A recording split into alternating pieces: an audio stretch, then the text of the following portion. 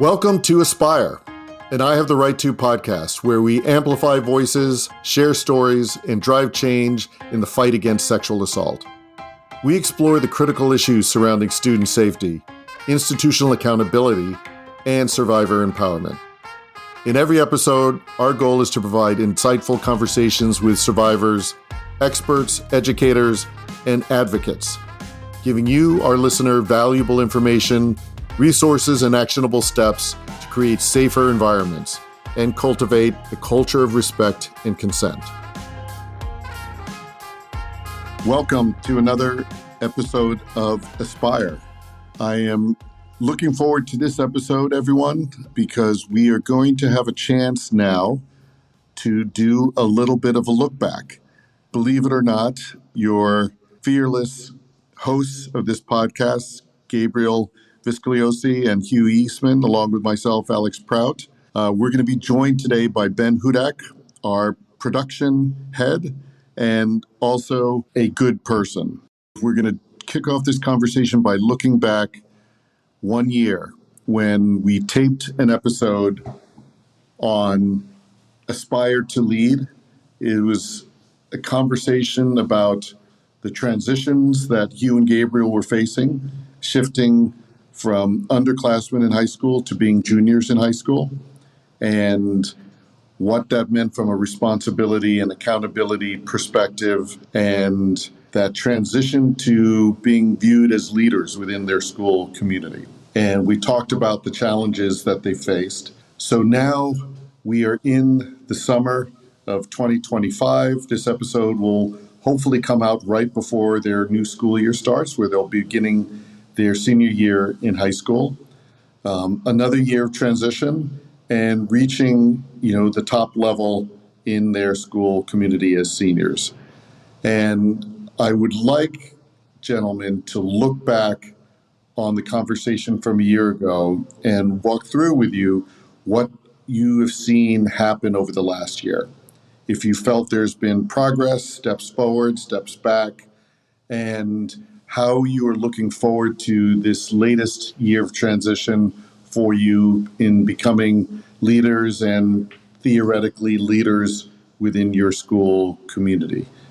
To me, it is wonderful that this represents, the passage of time and a lot of things, exciting things accomplished by both I Have the Right To and this podcast. And it is now a chance where we are not having a guest tonight, right, for this podcast. And I want it to be an open discussion amongst us to see what have we learned so far. So I will turn it over to you guys for any thoughts and comments on that. Yeah, well, first, I just think there's been a lot of progress in many ways, but I think kind of starting off at that general overarching view, I think at least within Hugh and I's school, there's been a lot of progress within learning about consent and all the issues that come with sexual assault and masculinity, because this spring we had our school's first consent and sexual assault summit, where Alex was actually the keynote speaker at, and we had around 50 people come and join us. And I've heard from everyone who did attend that it was really eye-opening and they loved it. And we're very happy that Hugh and I are going to help lead it and run it this following year. And so I think that's just one big step that as a school, our community has done to really put forth this effort into talking about consent and sexual assault. But I think Hugh and we have both kind of even just continued our leadership in different activities around school and around campus. I am now going to be the leader of a club at my school, and now Hugh and I are going to be co-leaders of Boys Leading Boys, which is why we've talked about this before on the podcast. We call it BLB, and it's an affinity group where we talk about this key issue of masculinity and aspirational masculinity, and really breaking the stigma and making it an open space for boys to talk about the feelings and this whole concept of masculinity and the stigma that's surrounding it currently. And so there's a lot of leadership roles that we will dive into in the senior year. But I think just overall, and then we will get into this more in depth as we go along this podcast. there has been a lot of transitions and just a lot more roles that as seniors we will have to be the role models for the underclassmen. I think it's interesting because, this is really the first time we both actually went to middle schools where K through 8 or K through 9 middle schools where we were the oldest. But it's interesting because there was a big shift, like Alex said, from underclassmen to upperclassmen. But now we're completely the oldest, and we're role models, and so that's a lot of pressure, but it's also there's a lot of opportunity there.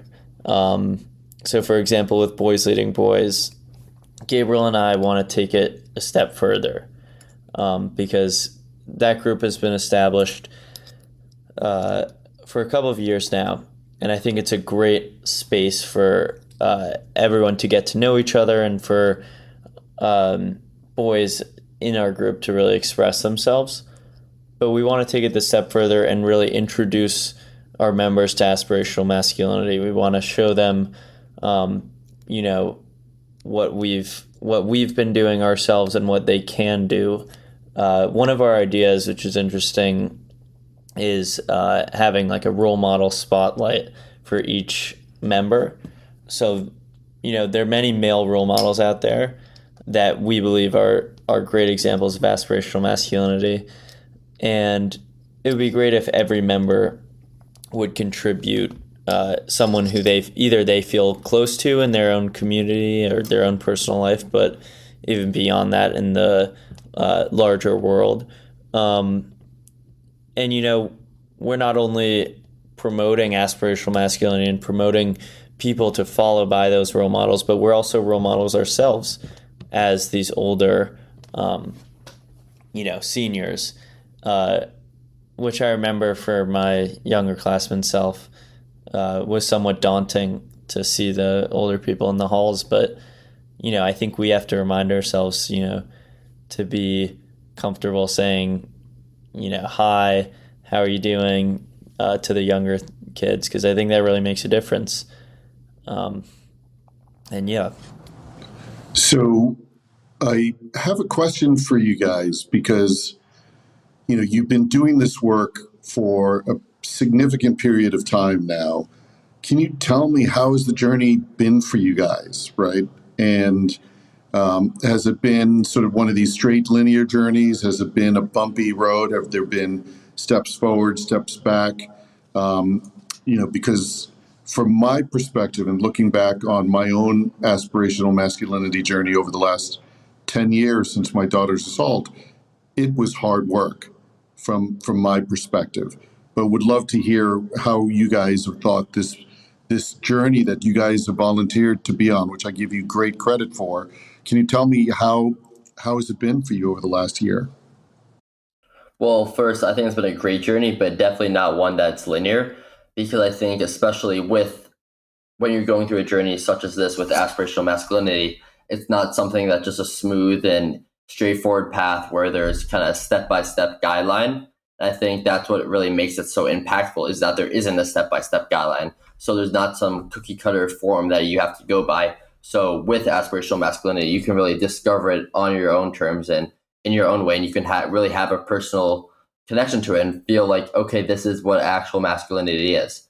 And I think with personal experiences, that's how I've kind of gained my real understanding and my journey with aspirational masculinity. But I think I've had moments where there's been breakthroughs. And I think going to the GDS summit and now having it at Riverdale and just hearing, I think a lot of these stories have had these breakthrough moments that I would say that really have skyrocketed my understanding of aspirational masculinity. And I think one of the main things it's also hearing all these people, hearing different people talk and hearing different stories, which is always very helpful and always very eye-opening. But I think additionally, actually being a voice in change and having lunchroom conversations with my friends and, let's say, standing up if something that was said wasn't right.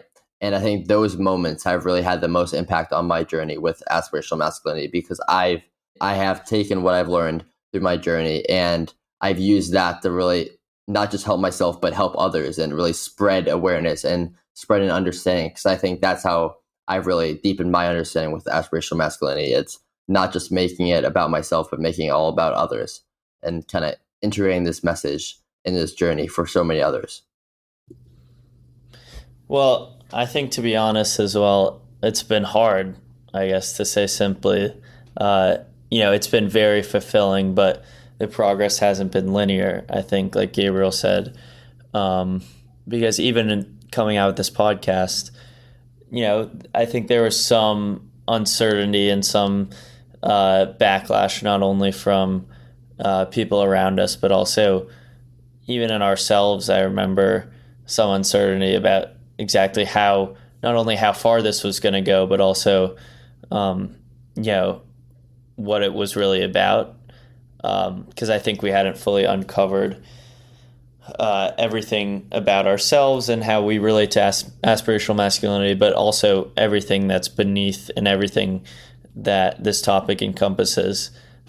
Because I think it's also a very personal topic, and I think it can be very hard for people to not just put down and say, what is that? It's not every day you hear the concept or the term aspirational masculinity.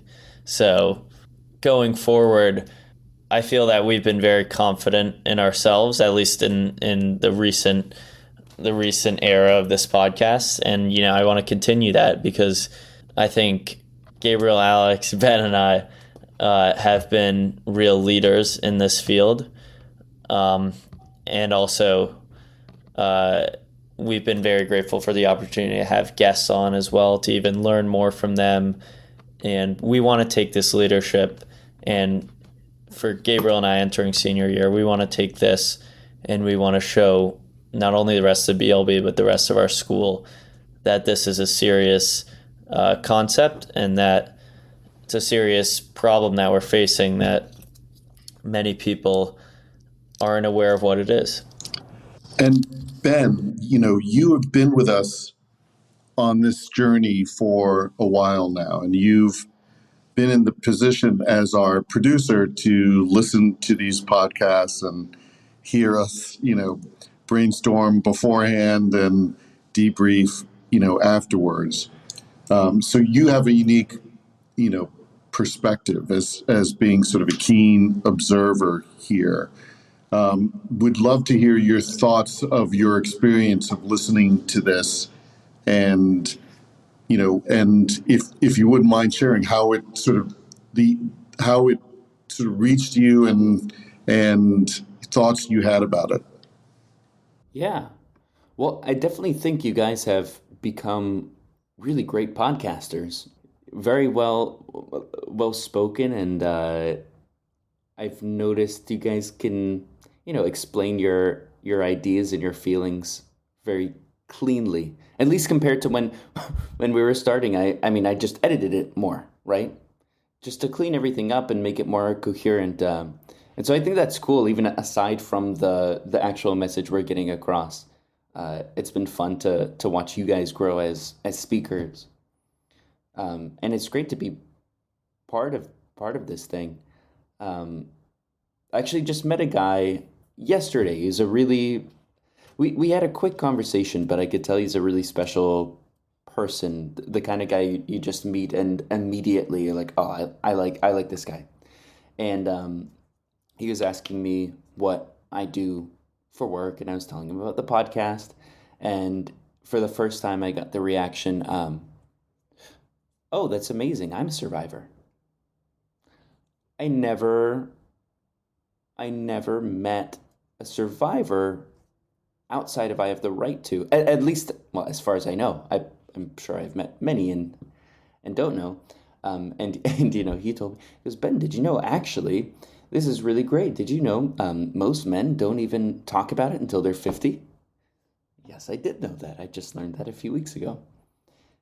So, but this whole time, you guys are doing the heavy lifting, and especially with the survivor advocacy side of things, these stories are crazy. I'm just listening and disassociating and pretending that it's all fiction so I can, go on with my day and not be upset about everything that's going on in the world. But for the first time, I sort of, felt it all coming back. Can I ask you a question then? How did you feel when that person made that disclosure to you?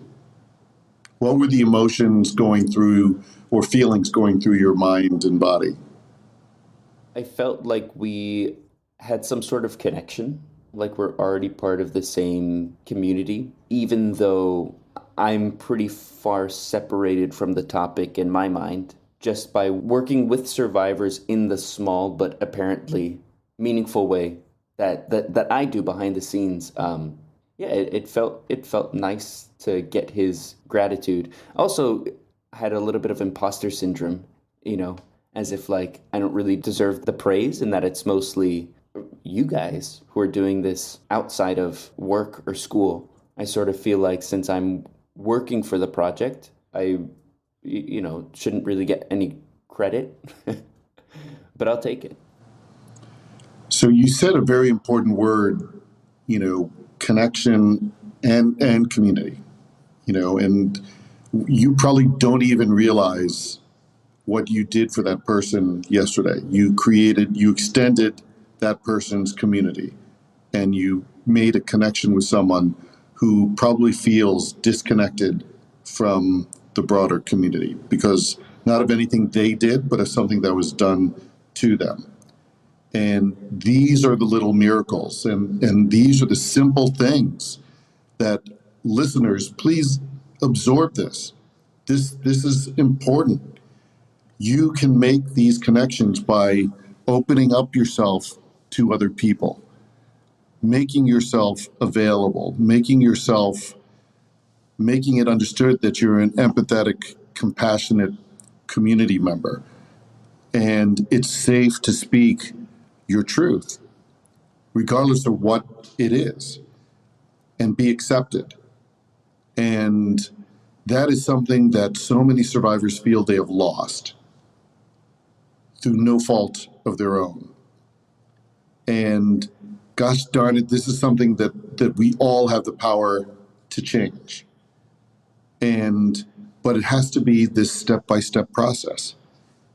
But, just by being, part of this, Ben, welcome to the darn club, right? It feels good to connect with people about something meaningful. And I think just the idea of community that you talked about, Alex, and that you also referenced, Ben, I think that's what, especially as rising seniors, is such an important part is of being a senior. It's building that community because we are the leaders. So we are tasked with making sure that our school is an open, accepting, and empathetic and caring and all these qualities that we think that all members of our community should feel and should have, like being empathetic, being accountable, having respect for boundaries and consent, because these are some of these core competencies that are not just for aspirational masculinity, however they are, but also just for a community member as a whole. And that we think, especially as seniors, we should be the ones that are holding other people accountable or making sure that each community member has all these core competencies, because these are the core ones that every member should have to have a really strong community, because that's what the goal is. Everyone can be a part of a community, but it doesn't mean that that community can be accepting or can be a compassionate and caring, a one that has integrity. But that's the type of community that we want to build. And as seniors and as kind of leaders and aspiring leaders in this space, that's what we are all aspiring to be. And I think that's how we can really build a strong community, and also people feel like they can be their true selves and express all their emotions in that community. And I think making everyone feel like they're a part of the community is such a key aspect, and we'll continue to touch on that. So Hugh, I want to ask you sort of a question following up on something that you said earlier about, that this path, this journey has been hard in terms of, getting into it, knowing the direction it might or might not go into, and some of the feedback from the community. But I want to dive into that bit a little bit more. Can you talk a little bit about, first of all, the first brave step you guys did was, raising your hand to go to the GDS Summit almost 2 years ago, right? And then reaching out to our org, wanting to know how to help. And you guys have just constantly stepped forward and continuing that path, stepping forward. Can you talk about what kind of reinforcement, whether it's positive or negative, that you've had? Because you've gone from being part of a small group, going on a school trip to learn more about sexual assault and consent, and you've just continued to step further and further out until now you are out there very publicly with this podcast, right? But what kind of reactions and reinforcement have you had from the community? Well, I think it starts with also my own feelings and as well as the community, because I think with this podcast, it not only takes a lot of time and commitment to a certain cause, but also constantly checking oneself and really thinking deeply about who am I? And I think I've gotten that question. I think we were talking earlier today, Alex, Gabriel, and I, and we asked each other, who are we, like at our cores? And it's honestly, that's one of our core elements of aspirational masculinity, finding that who you are and why you are what you are. And so it's interesting because I think that on this journey, I've only been able to look deeper into that. And I think I have developed that, yet I think I could go further. And then in terms of the community, what you asked, I think the reason why there was somewhat, not necessarily backlash, but somewhat uncomfortability in the community, and even in the close people around me, was because it's such a new topic. And it's actually not new, it's just new as something that no one's really heard before. No one really wants to confront, but it's something we need to confront. And you asked why people reacted in a certain way. I think that could also come from, as our expectations of being quote unquote real man, there's certain things that hold us back. A real man doesn't want to ask himself who he actually is. They want to follow a checklist of what they should be. So it's interesting because as I've gotten more comfortable with the podcast, though, and as people have become more accepting of it, I think it's been more praise. And that speaks to the fact that if you really stick to something and you're really committed to something, even through backlash and hardship and questioning, you will get to where you want to be. And I think that there's still a long journey ahead of us. And very well said, Hugh. And putting my older person hat on, as well as my corporate hat, that could be a speech about how you overcome adversity and achieve your goals in a corporate setting. It could be a speech or, a storyline of a sports team, right? I mean, we find ourselves as human beings in so many different community settings, right? Whether it's our work community, whether it's our sports team community, whether it's our academic community, whether it's our social community. And it does come back to knowing who you are. And I'd love another, sort of offline conversation the three of us had, and would love for you guys to describe it a little bit about, and we touched upon it on a previous podcast, in terms of how, as boys or men, we're so accustomed to swallowing stuff, right? And just saying, like you just said, Hugh, the checklist, you have to be tough, you have to be strong, you can't cry. These are all the shoulds or musts of being a man. And each time you just swallow these little stones, right? And you say, yep, I can suck this up, swallow. And eventually it accumulates inside of you, right? And we're just, in my mind, all carrying these heavy weights that hold us back, hold us down, prevent us from being who we are. And even in times of stress, when we're trying to think about how do we handle ourselves in a situation, we find all these internal blockades not allowing us to get back to that core of understanding who we are in reality, right? And do you, either of you guys want to talk about that a little bit in sort of in your own personal personal stories? Yeah, and so I would definitely, I think that just goes back to transitions, because freshman year, when I was a freshman at my high school, I saw the seniors, and there wasn't really a lot of like emotion with the interactions that I had with them. And they were often just very like stone cold and just kind of kept that level and like stoic appearance about them. So with me, whenever I had things I wanted to share or different feelings I had, I kind of thought, okay, I'm just gonna keep them inside me as well.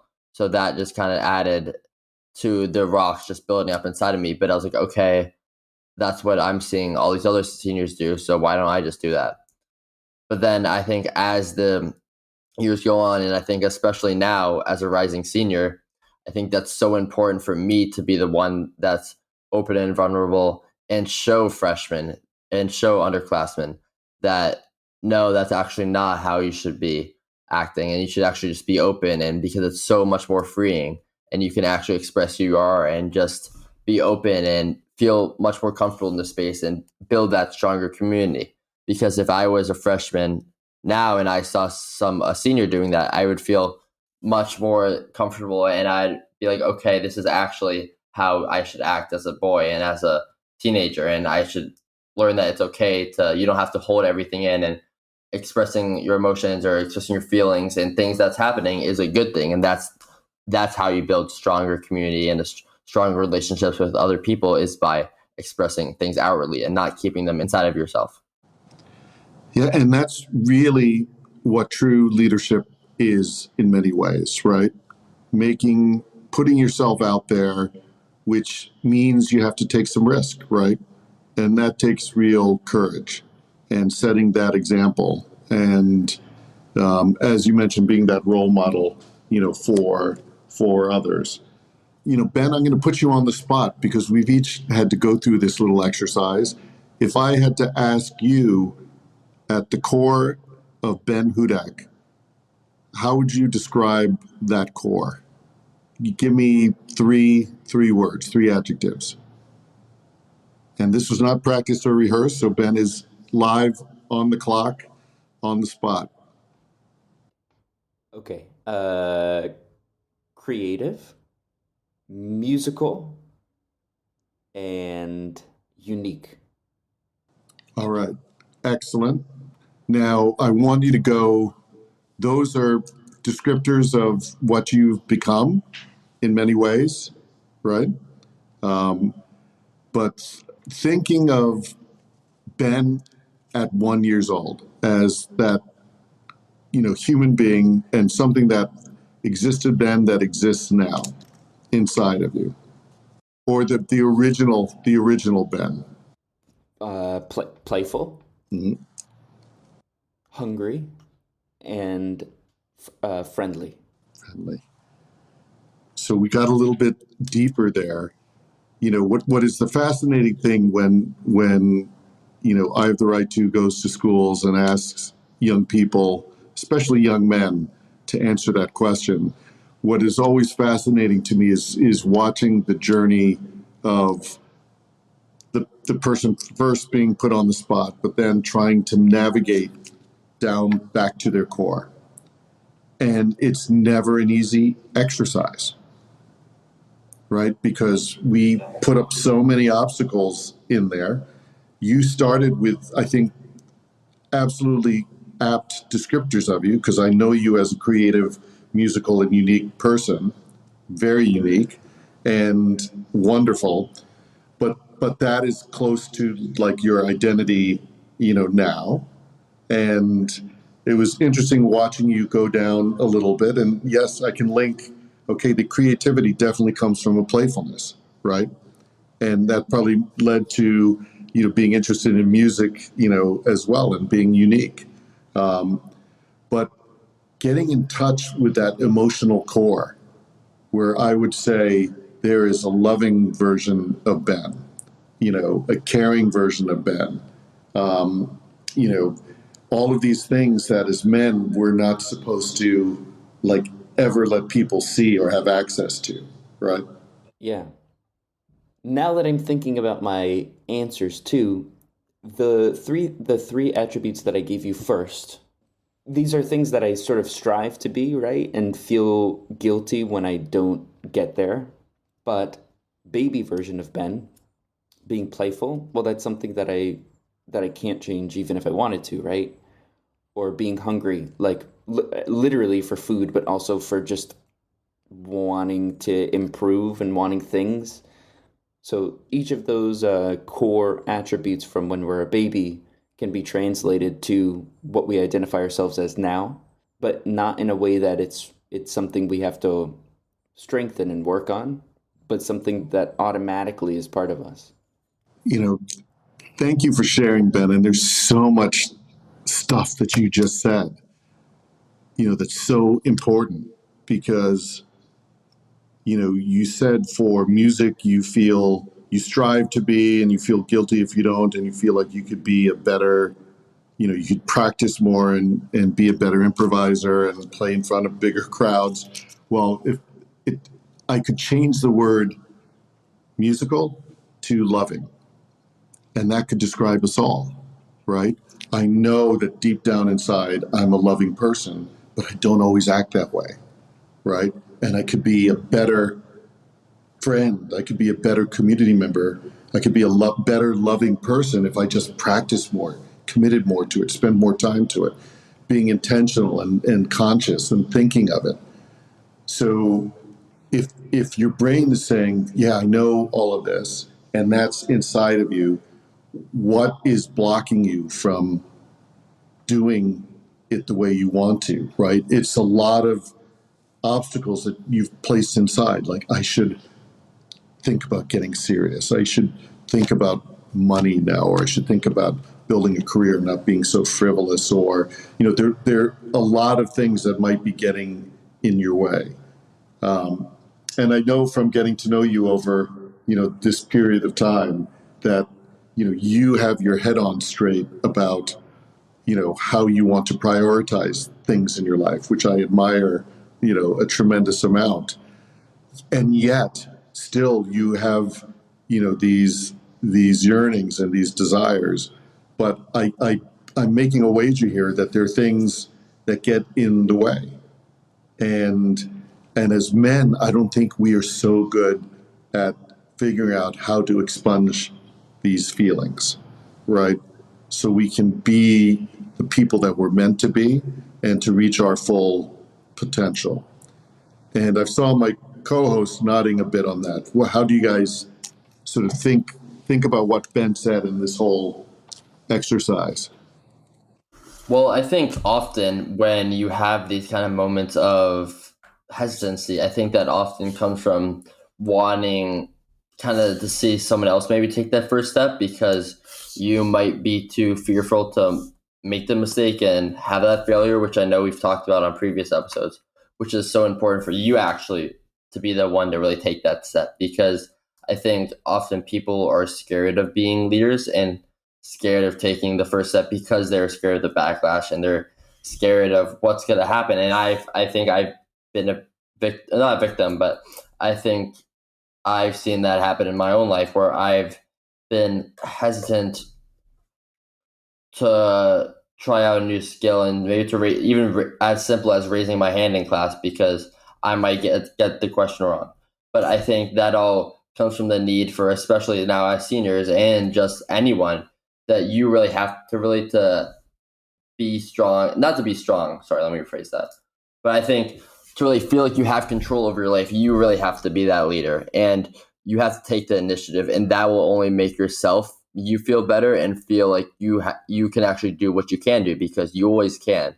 Even if you fail first or fail twice or fail 3 times or fail 1,000 times, you can still do it. And you can, if you put your mind to it and you actually do try and you take that step without kind of always waiting and then never actually doing anything, then you can actually see what you're capable of. And I think that all stems from being the leader and you taking that step. So I think we can all be leaders, but we just really have to put that first step forward. I like how, when Ben answered the question, I like how Alex kind of pushed him deeper and to see how he would respond for, like, what would 1-year-old Ben encompass, or what would he consist of? And it's interesting to see how, like, I was thinking about that for myself, even like my qualities that I had when I was younger have interestingly existed and persisted in the identity of who I am now. And I like how he went on the arc of tracing his identity now, creative, musical, unique, to playful, hungry, friendly, because it's interesting. I never really thought of it that everything you are when you're younger really translates to when you're older. And I think we can take that everything that we have and everything that we are as a younger person, and apply that, at least the good qualities, to how we develop. But then you also learn from the bad, which is something that we were talking earlier today, and we kind of exposed ourselves to more personal, darker sides of ourselves, like both the good and the bad qualities. And from that I was inspired. I said, I'm an organized person, but occasionally it's harder for me to take risks because I lose that sense of order. And it's interesting because I think the more that you talk about it and the more that we have these conversations, which will encourage, like Gabriel said, going into senior year, especially being role models for younger children or younger underclassmen. We really need to encourage that because this is how we grow. So I think that don't only take what you were when you were younger and grow from that, but grow every day, and push yourself to see, what's bad and how you can improve on it. This is all so beautiful in terms of, the two words that are popping into my mind right now is just be real, right? Be real. Be who you are. Be unapologetic. Be unafraid, because who you are is good. Who you are is wonderful. And, Ben, I'm so glad you shared that experience with meeting someone yesterday, right? That you were able to have a real conversation with someone and made a meaningful, connection. It, of course, I'm sure the conversation started at the superficial level, like, I'm from New England, where are you from, et cetera, et cetera. And, there's so much richness out there available for us every single moment of our lives, and unbelievable connections and meaning that we can develop. We just need to be real. We need to put ourselves out there. And, this is something, and I'm going to give a little bit of kudos and commercial to my two co-hosts. As they're entering, their senior year, they are taking this concept of how to be leaders, not for the sake of their resumes, not for their sake of, power accumulation and reputation, et cetera, et cetera. Those words have gotten so unfortunately linked to leadership topics in our skewed world. What we're talking about is true leadership, setting an example, inspiring others, setting standards, being kind to peers, right? Being understanding and setting a standard for community members to aspire to. They are taking this role seriously as they enter their senior year in so many shapes and forms, including continuing with the podcast and leadership position with a club at school. And I want to challenge our listeners out there, to other high school students, other college students, other young people that are out there. Come join us. Reach out to our org. We can help activate you. We can help talk about things that you can do to be that leader within your community. It's something that is so important for us to do. And to the parents and adults who are listening to the podcast, these are things that you can model for young people around you, or engage and have these kind of meaningful conversations.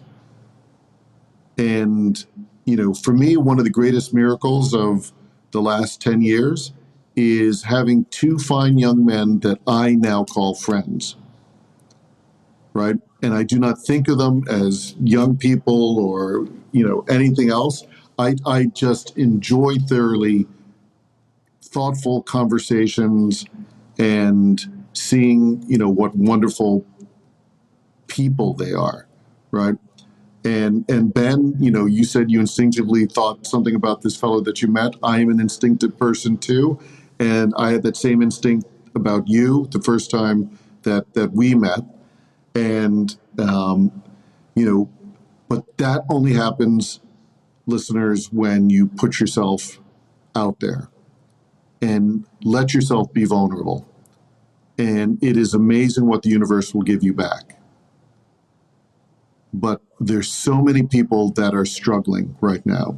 So many people that are feeling it easier to withdraw because they feel invisible. They feel unseen. They feel unheard. They feel unacknowledged out there because everyone is walking around with their head in a screen and worrying about their social standing.